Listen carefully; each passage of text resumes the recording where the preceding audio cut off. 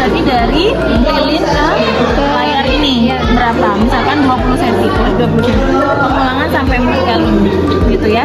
Sampai dia benar-benar ketemu. 4 kali itu jaraknya beda-beda. Beda, ya, tapi harus ketemu begini. Ya, Harus nah, itu kayak udah gini. menghasilkan itu ya Bu.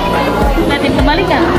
Iya. Kebalik. Berarti kalau dia terbalik, bayangan yang dibentuk adalah nyata dan terbalik. Oh, nyata. Tapi kalau dia tidak terbalik, ini bayangan yang dibentuk, berarti dia maya dan terbalik. Cermin cekung adalah cermin yang permukaan pantulnya melengkung ke dalam seperti bagian dalam sendok. Cermin ini bekerja dengan cara memantulkan cahaya, bukan membiaskannya seperti lensa cembung. Ketika berkas cahaya sejajar mengenai permukaan cermin cekung, semua sinar akan dipantulkan dan berkumpul pada satu titik di depan cermin. Titik ini disebut titik fokus. Karena sifatnya yang dapat mengumpulkan cahaya, cermin cekung juga dikenal sebagai cermin konvergen. Cermin cekung memiliki beberapa sifat penting, yaitu yang pertama dapat memusatkan atau mengumpulkan cahaya, yang kedua menghasilkan bayangan yang bisa bersifat nyata maupun maya, tergantung letak benda, yang ketiga dapat memperbesar bayangan benda. Sifat bayangannya bergantung pada jarak benda. Jika benda diletakkan dekat dengan cermin, di antara titik fokus dan cermin, bayangannya yang terbentuk adalah maya, tegak, dan diperbesar. Tapi, jika benda berada jauh di luar titik fokus, bayangan yang dihasilkan adalah nyata, terbalik, dan ukurannya bisa diperbesar atau diperkecil.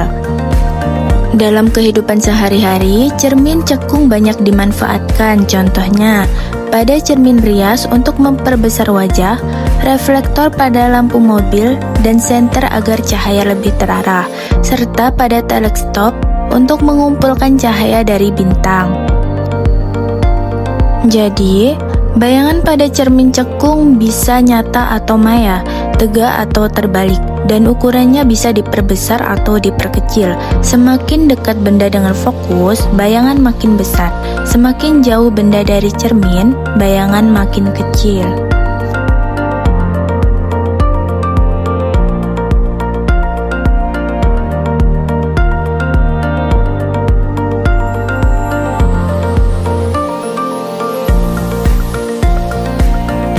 Lensa cembung adalah lensa yang bagian tengahnya lebih tebal daripada bagian tepinya, seperti bentuk kacang.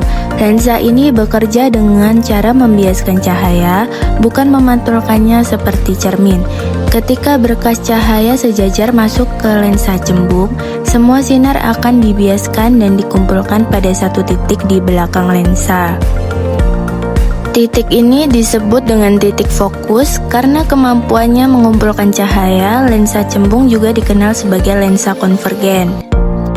Lensa cembung punya 3 sifat utama, yaitu yang pertama, dapat memusatkan atau mengumpulkan berkas cahaya. Yang kedua, menghasilkan bayangan yang bisa nyata atau maya tergantung letak benda. Yang ketiga, dapat memperbesar bayangan benda. Sifat bayangannya berubah sesuai jarak benda. Jika benda diletakkan sangat dekat di antara lensa dan titik fokus, bayangan yang terbentuk adalah maya, tegak, dan diperbesar.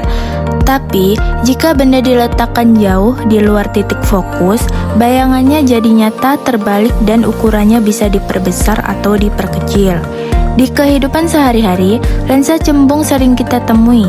Contohnya, pada kacamata untuk penderita rabun agar bisa melihat jelas, serta lensa kamera dan mikroskop untuk memfokuskan cahaya. Jadi, bayangan pada lensa cembung bisa nyata atau maya, tegak atau terbalik, dan ukurannya bisa diperbesar atau diperkecil. Semakin dekat benda ke fokus, bayangan maya makin besar. Semakin jauh benda dari lensa, bayangan nyata makin kecil.